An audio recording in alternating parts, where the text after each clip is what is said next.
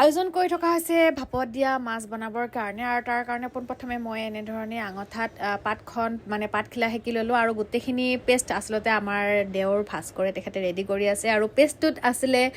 সৰিয়হ আদা নহৰু জলকীয়া পিঁয়াজ ধনিয়া এনেধৰণে পেষ্টটো তৈয়াৰ কৰা হৈছিলে আৰু পাতখিলা ধুনীয়াকৈ সেকি লোৱাৰ কাৰণে মটকাই দিবৰ কাৰণে ভাল হৈছে আৰু এনেধৰণে টোপোলা বনাই ৰেডি কৰা হৈছে আৰু আপোনালোককো দেখুৱাইছোঁ এনেধৰণে আপোনালোকেও বনাই কিনে খাব পাৰে মই এটা চচত পানী দি দিলোঁ তাৰ ওপৰত নিষ্কাটো বহাই দিয়া হৈছে আৰু তাৰপিছত মাছৰ টোপোলাকেইটা এনেধৰণে ভাপখিনি ওলাই যাব নোৱাৰাকৈ 45 মিনিটমান সময় পানীৰ ভাপত ইলুটি কৰি দিয়াৰ পিছত তাৰপিছত নমাই আনি পেন এখনত ধুনীয়াকৈ সেকিছোঁ কাৰণ অকণমান পাতখনৰ যেতিয়া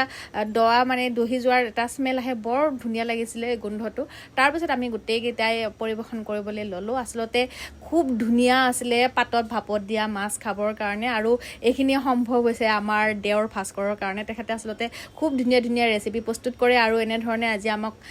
পাতত দিয়া মাছ তেখেতে খুৱালে ৰেচিপিটো আচলতে তেওঁ বনালে আৰু খুব ভাল লাগিলে সেইকাৰণে আপোনালোকৰ লগতো শ্বেয়াৰ কৰিলোঁ কেনেকুৱা পালে জনাবলৈ নাপাহৰিব আৰু আপোনালোকেও নিশ্চয় এদিন ট্ৰাই কৰি চাব বাই বাই